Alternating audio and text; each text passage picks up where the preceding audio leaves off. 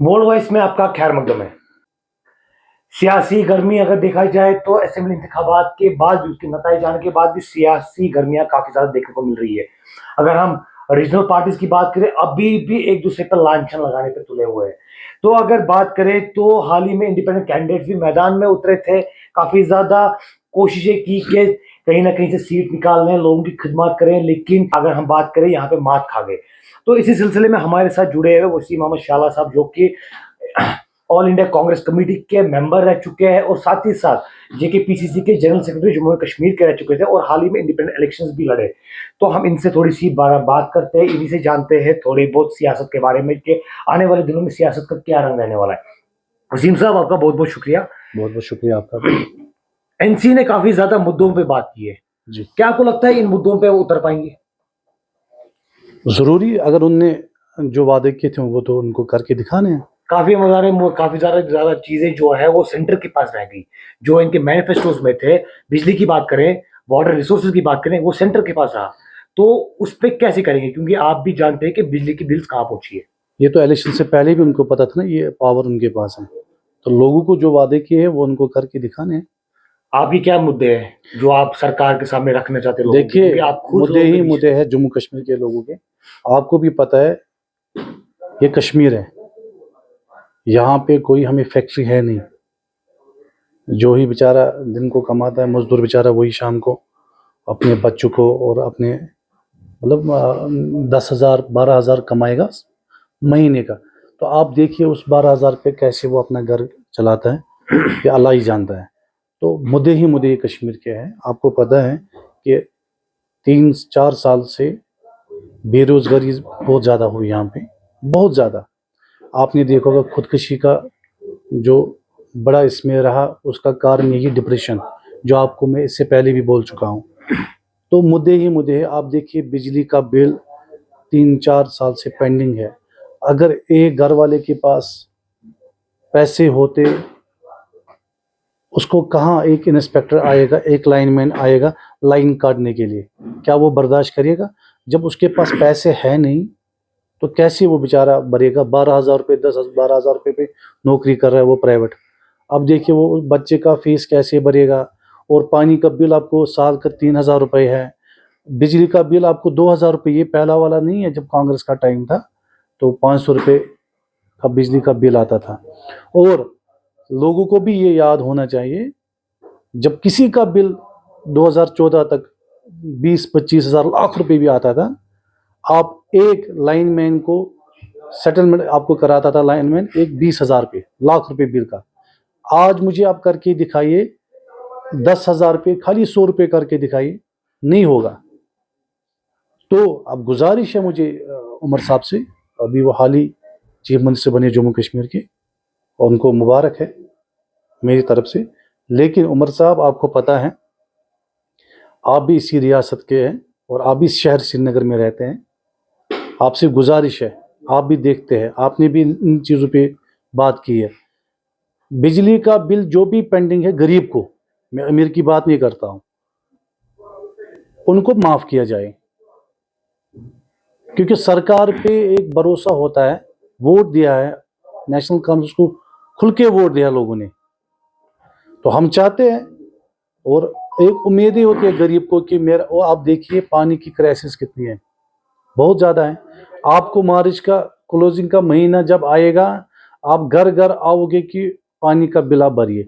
जब पानी देखा ही नहीं लोगों ने, आप देखिए कितने प्रोटेस्ट होते दिन को, कहीं हवल में, कभी लाल चौक में, कभी अभी गुजर में, कभी डलगेट में, कभी खानियार में। आप देखिए हाल ही मेरी कॉन्स्टिट्यूंसी में, खानियार कॉन्स्टिट्यूंसी में पानी का किल्लत बहुत ज़्यादा है। मैं खानियार के बगैर भी जितना भी हमारा शहरी श्रीनगर है, बहुत ज़्यादा परेशानियां हैं पानी की। अब देखिए जो इन्होंने वादे किए हैं वो ये इम्प्लीमेंट करिए, और इसमें कोई टाइम नहीं लगना चाहिए। गरीब का कंबल टूट गया है। अब आपसे गुजारिश है, आप एक कमेटी बनाइए, फौरी तौर आप टीम बनाइए और डोर टू डोर आप जाइए, किसके घर में क्या हालत है। और एक भरोसा होता है, एक अल्लाह पे भरोसा होता है, एक सरकार पे भरोसा होता है कि ये हमारे जितने भी मुश्किलात हैं, हमारी मुश्किलातों का हल हो जाएगा। तो अगर देखें तो एनसी ने काफी ज्यादा सीटें ली, लेकिन कांग्रेस ने भी अगर देखें तो कांग्रेस ने भी कुछ सीटें निकाली। तो आपको क्या लगता है कि अगर ये अलायंस पार्टनर्स नहीं होते, क्या कांग्रेस कुछ ज्यादा सीटें निकाल पाती?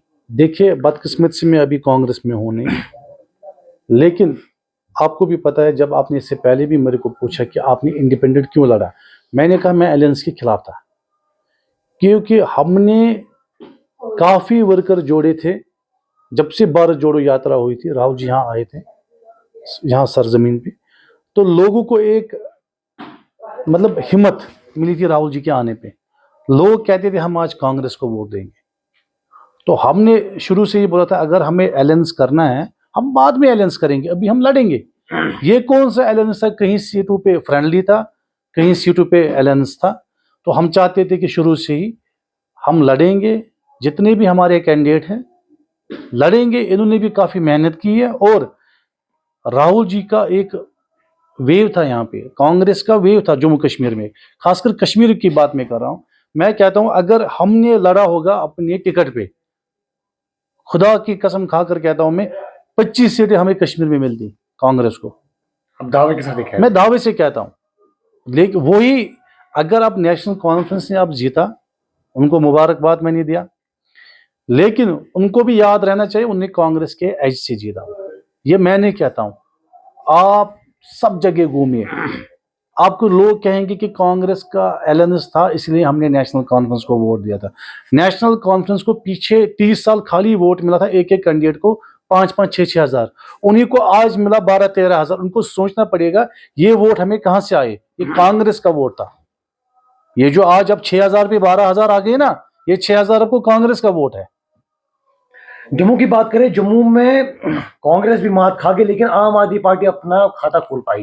क्या लगता है वहां पे क्या कमी रही होगी कांग्रेस को? देखिए, वो वही बताएंगे उस चीज का जवाब। शायद मुझे लगता है जो अलायंस हुआ था वहां पे, वो बड़ा नुकसान हुआ था वहां पे कांग्रेस को। देखिए, मैं आपको क्लियर बताऊंगा, मैं डरता नहीं हूं खुदा के बगैर किसी को। नेशनल कॉन्फ्रेंस का वोट कभी भी कांग्रेस को नहीं जाएगा। कांग्रेस का वोट हर टाइम, जो भी हमारी डायरेक्शन होती थी जब मैं था कांग्रेस में, जो भी लीडरशिप की डायरेक्शन थी, वो सारे कांग्रेस के वर्कर निकलते थे और वोट डालते थे नेशनल कॉन्फ्रेंस को। खुदा गवाह है मुझे इसमें। जब अगरवाला साहब मैदान में थे ना, मैदान में मैं जितने भी हमारे लीडर हैं नेशनल कॉन्फ्रेंस के यहाँ पे, वो आपको खुद बताएंगे कि हमने मेहनत की कि नहीं की। खुल के हमने आज रोला साहब को वोट डलवाए थे। लेकिन जब इनकी बात आती है ना, आप देखिए आज किस नजर से देख रहे हैं आप कांग्रेस को। कांग्रेस को इनको देना था, देखिए अलायंस है, भले ही उनको 6 सीटें मिले, लेकिन अलायंस है ना, अलायंस के पार्टनर है ना कांग्रेस, उनको पूरा कैबिनेट देना था 4। अगर 8 मंत्री बन गए, 4 उनको देना था। उनको क्या क्या ऑफर किया मुझे नहीं पता, 1 का ऑफर किया या 2 का, लेकिन ये तो 50-50 था।